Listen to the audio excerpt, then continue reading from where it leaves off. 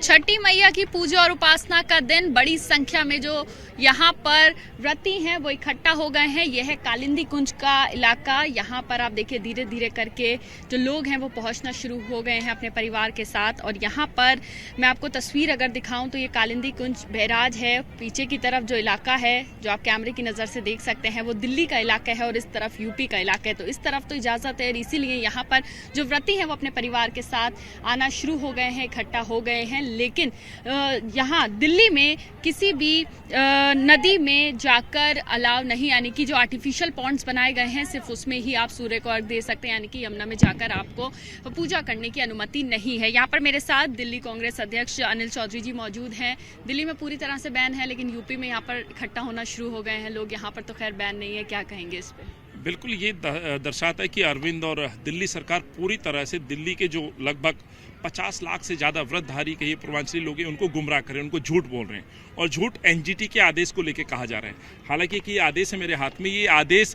DPCC जो दिल्ली प्रदूषण control board है उसका आदेश है और ये आदेश 2019 का है।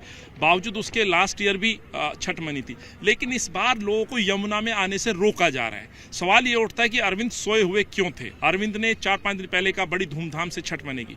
आज दिल्ली के अंदर कृत्रिम घाट पर मजबूरन लोगों को पूजा करनी पड़ रही है और वो कृत्रिम घाट इतने तादाद में नहीं है कि लोग आराम से वहाँ पूजा कर पाए। पर सवाल ये है कि मैं कालिंदी घाट पर हूँ, पर अफसोस ये यूपी वाला पार्ट है, लेकिन दिल्ली वाला घाट सुनसान है। और जो ये दावे किए जा रहे हैं कि एनजीटी का कानून पूरी तरह से लागू होता है तो पूरे देश में लागू होता है, यमुना पे यदि लागू है तो यहाँ भी लागू होना चाहिए था। ऐसा कैसे हो सकता है? यहाँ भी झाग दिख रहे हैं, यमुना यहाँ भी प्रदूषित है, लेकिन यहाँ पे आयोजन हो रहा है, लेकिन वहाँ दिल्ली वाले एरिया में अरविंद आयोजन नहीं करने देना चाहते। सच्चाई यही है कि अरविंद पूरी तरह से तैयारियों को लेकर के नदारद थे। वो गुजरात दौरे पर हैं, राजनीति कर रहे हैं, लेकिन एक महापर्व के आयोजन के लिए उसके पास समय नहीं था। इसीलिए आज यमुना के किसी भी तट पर छठ का आयोजन नहीं हो रहा, ये सच दिखाने के लिए मैं यहाँ आया था।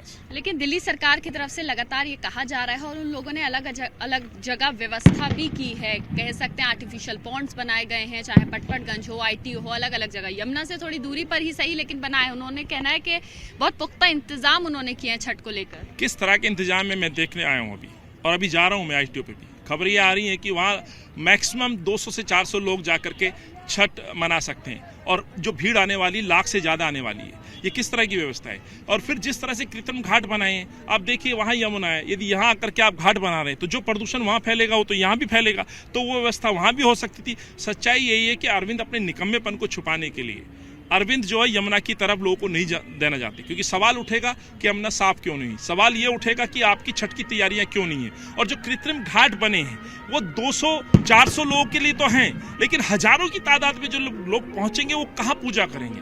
अभी तो बड़ी चुनौती ये है कि शांति से छठी मैया का पर्व ये मना ले, वहाँ कोई ऐसी दुर्घटना ना हो, ये मैं दुआ करना चाहता हूँ। और एक और बड़ा बात कहना चाहता हूँ, अरविंद को दिल्ली से कोई वास्ता नहीं है। अरविंद जब अरविंद को अपने आप को प्रूव करने की बात आती है तो अरविंद मैदान छोड़ देते हैं। और आज एक बार फिर कसौटी पर अरविंद फिर मैदान छोड़ गए और आज फिर जो है दिल्ली वालों को छठी मैया के आयोजन के लिए भगवान भरोसे छोड़ दिया। और मैं निरंतर सवाल पूछ रहा हूँ कि आखिर आप यमुना पे कब जागोगे?